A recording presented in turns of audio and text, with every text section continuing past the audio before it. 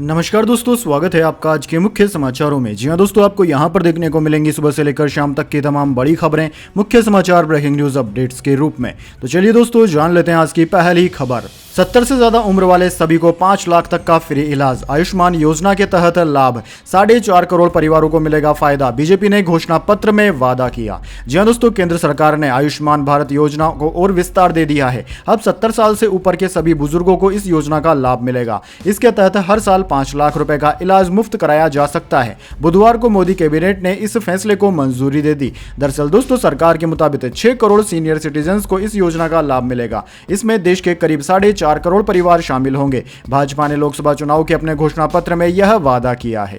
चलिए दोस्तों, जान लेते हैं अगली खबर। 3 आतंकी छोड़े थे, आज देख रहे हैं हश्र।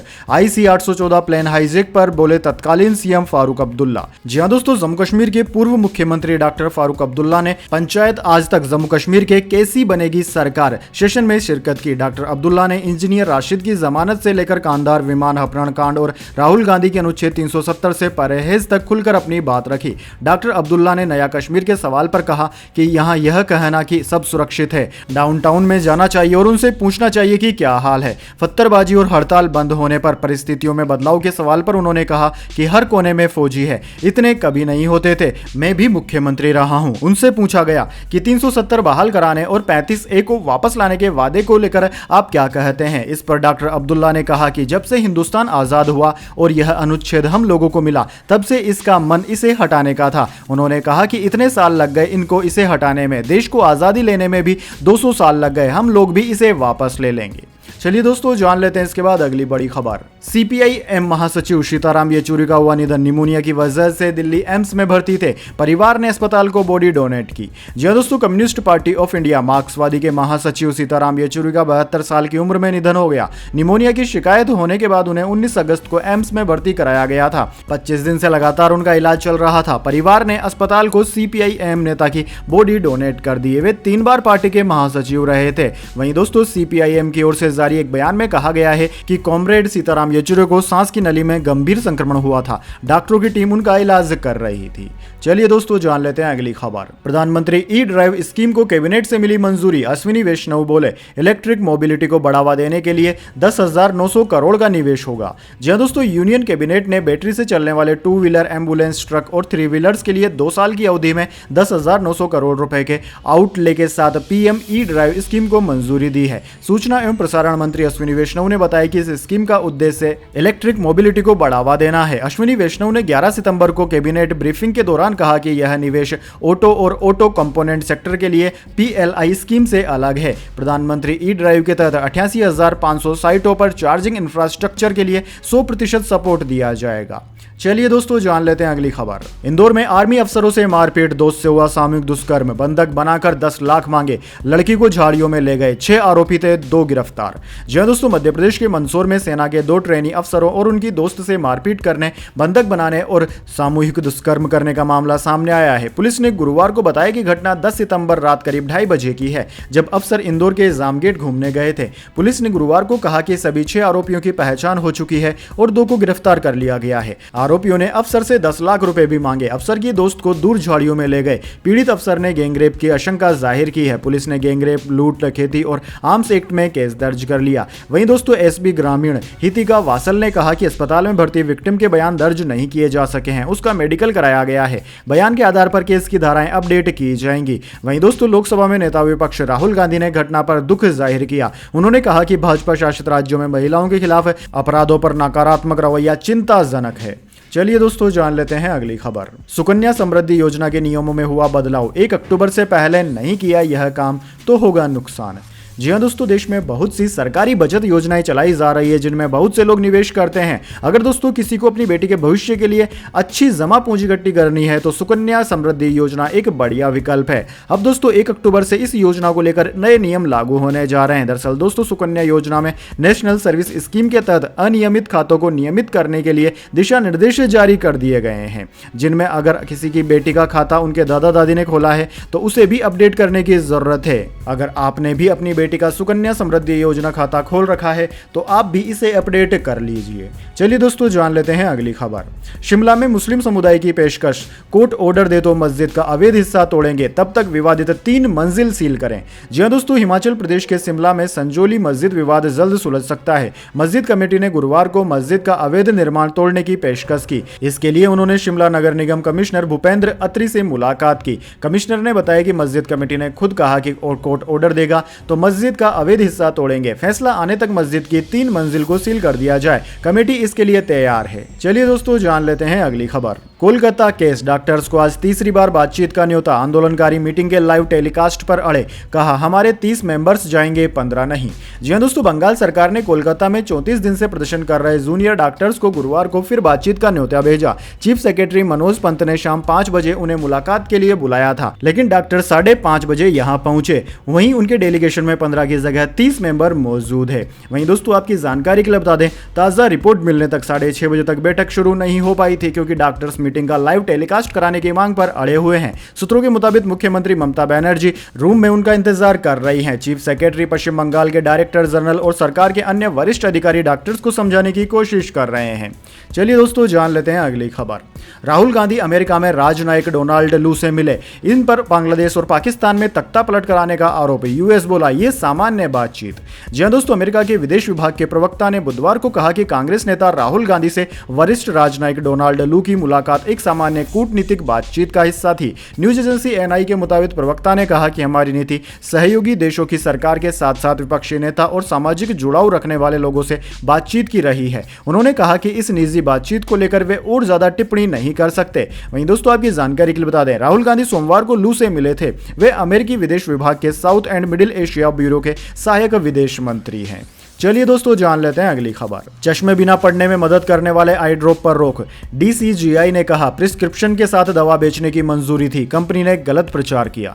जी हां दोस्तों, drug controller journal of India DCGI ने बुधवार को प्रेंसव्यू नाम की आई ड्रॉप मैन्युफैक्चरिंग और मार्केटिंग लाइसेंस को रद्द कर दिया है। इस आई ड्रॉप को मुंबई स्थित दवा निर्माता कंपनी एंटोड फार्मास्यूटिकल ने बनाया था। कंपनी का दावा था कि यह प्रिस्बायोपिया यानी कि बढ़ती उम्र के साथ नजदीक की नजर कमजोर हो जाना से पीड़ित लोगों को फायदा पहुंचाती है। आई ड्रॉप को आंखों में डालने के बाद चश्मा लगाने की जरूरत नहीं पड़ेगी। बिना चश्मे के भी आसानी से किताब पढ़ी जा सकती है। दोस्तों, केंद्रीय औषधि मानक नियंत्रण संगठन CDSCO ने इस आई ड्रॉप को इस शर्त के साथ परमिशन दी थी कि सिर्फ इसे डॉक्टर की सलाह पर ही यूज किया जाए। अब दोस्तों इस कंपनी पर आरोप है कि वह इसे बिना प्रिस्क्रिप्शन के खरीदने का प्रचार कर रही थी। यह आई ड्रॉप अक्टूबर में मार्केट में आने वाली थी। चलिए दोस्तों जान लेते हैं इसके बाद अगली बड़ी खबर। देश का मानसून अपडेट। एमपी के 6 जिलों में बाढ़, दतिया में किले की दीवार गिरने से 7 की मौत। यूपी, एमपी, राजस्थान में स्कूलों की छुट्टियां।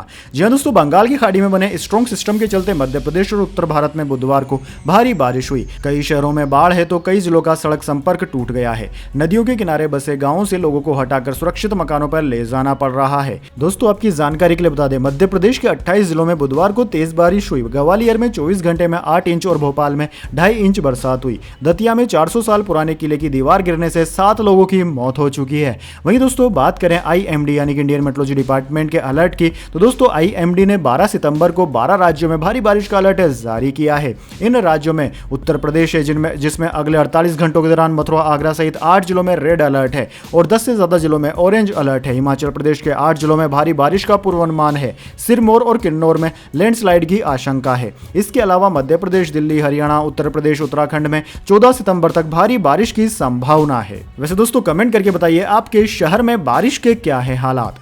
चलिए जान लेते हैं अगली खबर। जिस पुल को 42 करोड़ में बनाया, अब उसे तोड़ने में खर्च होंगे 52 करोड़ रुपए।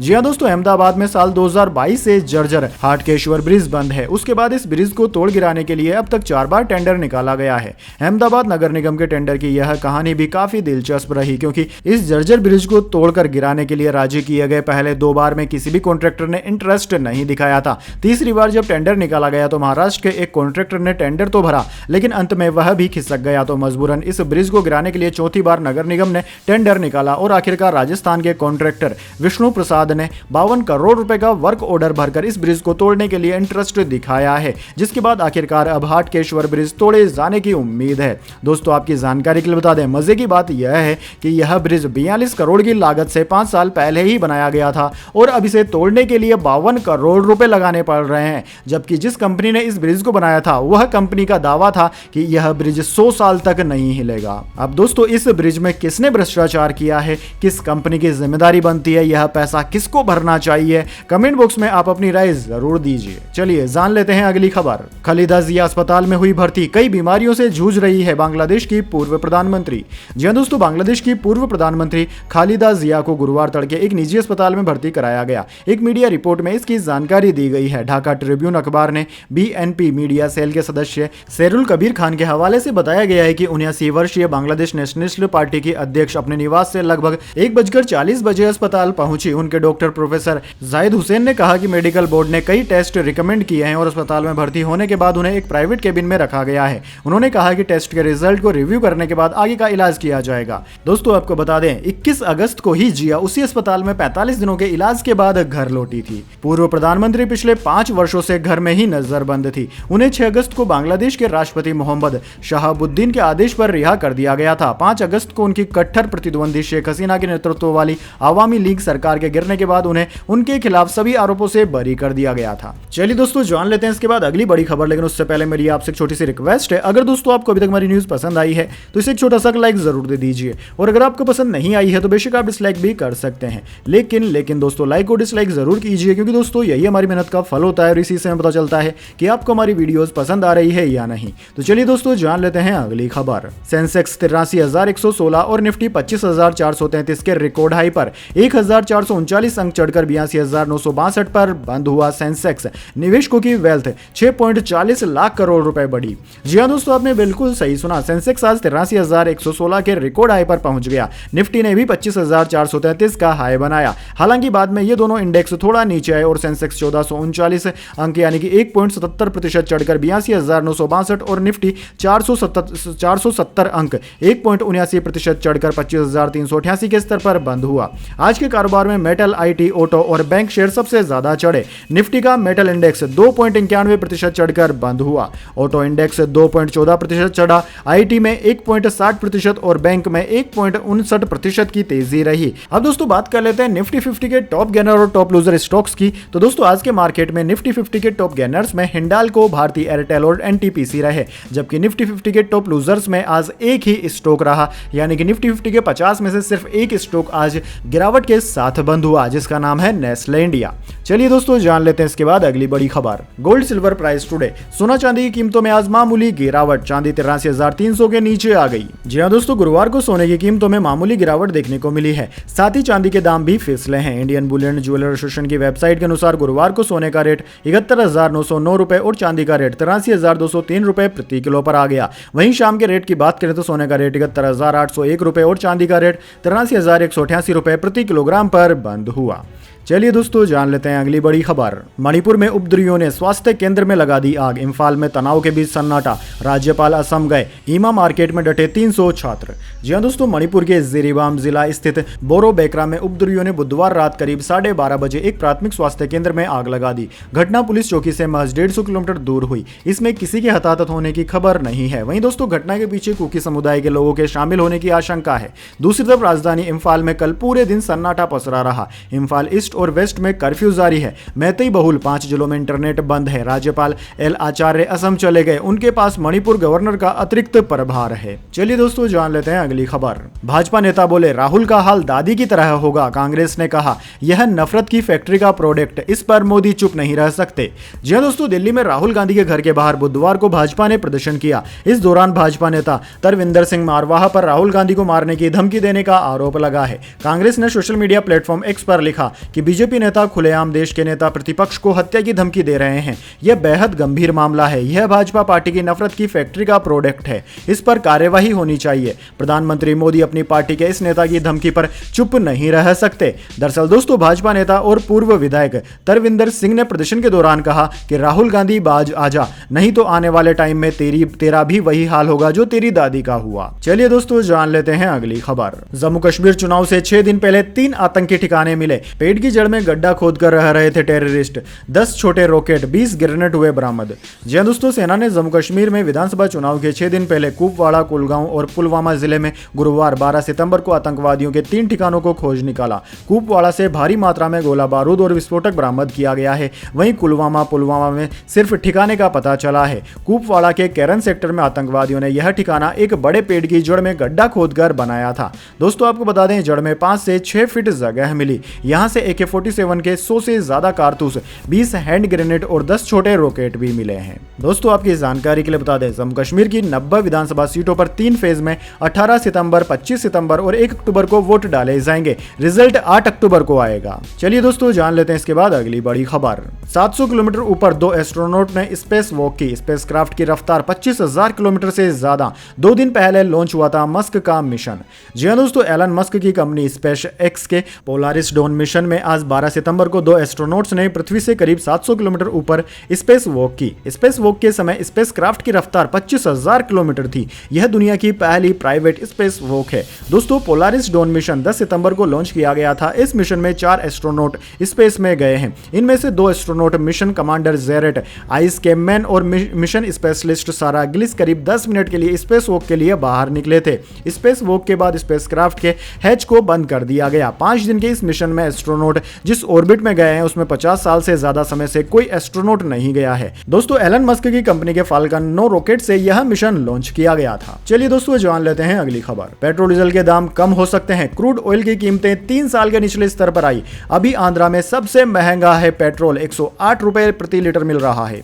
जी हां दोस्तों, देश में पेट्रोल डीजल के दाम कम हो सकते हैं। मिनिस्ट्री ऑफ पेट्रोलियम और नेचुरल गैस के सेक्रेटरी पंकज जैन ने कहा कि अगर कच्चे तेल की कीमत लंबे समय तक कम रहती है तो तेल कंपनियां फ्यूल की कीमतों को कम करने पर विचार करेगी। दरअसल दोस्तों, तेल की कीमतें हाल ही में 3 साल के निचले स्तर पर आ गई, जिससे ऑयल मार्केट कंपनियों का मुनाफा बढ़ गया। संभव है कि महाराष्ट्र और हरियाणा जैसे प्रमुख राज्यों में चुनाव से पहले इसका फैसला हो सकता है। वैसे दोस्तों, जीएसटी काउंसिल ने अभी तक इस बात का फैसला नहीं किया है कि पेट्रोल डीजल को जीएसटी के दायरे में लिया जाएगा या नहीं। अगर पेट्रोल डीजल जीएसटी के दायरे में आ जाते हैं तो पेट्रोल डीजल की कीमतें वैसे भी काफी कम हो जाएगी। वैसे दोस्तों, कमेंट करके बताइए आप क्या चाहते हैं, पेट्रोल डीजल की कीमतें जीएसटी में आनी चाहिए या नहीं। कमेंट बॉक्स में अपनी राय जरूर दीजिए। चलिए दोस्तों, जान लेते हैं अगली खबर। हरियाणा विधानसभा 52 दिन पहले हुई भंग। देश में संवैधानिक संकट का ऐसा पहला मामला। जी हां दोस्तों, आपने बिल्कुल सही सुना। हरियाणा के राज्यपाल बंडारू दत्तात्रेय ने प्रदेश विधानसभा को भंग कर दिया है। राज्य की भाजपा सरकार की सिफारिश पर गवर्नर ने इसका नोटिफिकेशन जारी कर दिया। विधानसभा भंग करने के नोटिफिकेशन में गवर्नर ने लिखा कि भारत के संविधान के अनुच्छेद 174 के खंड 2 के उपखंड बी द्वारा मिली शक्तियों का प्रयोग करते हुए मैं बंडारू दत्तात्रेय राज्यपाल हरियाणा तत्काल प्रभाव से हरियाणा विधानसभा को भंग करता हूं। दरअसल दोस्तों, आपको बता दें, सीएम नायाब सिंह सैनी की अगुवाई वाली कैबिनेट ने बुधवार को ही विधानसभा भंग करने के प्रस्ताव को मंजूरी दे दी थी। गवर्नर के मुताबिक अगली सरकार का गठन होने तक नायाब सिंह सैनी कार्यवाहक मुख्यमंत्री बने रहेंगे। दरअसल दोस्तों, आपको बता दें, 6 महीने की अवधि में विधानसभा सेशन न बुला पाने के संवैधानिक संकट से बचने के लिए सैनी सरकार ने यह कदम उठाया है।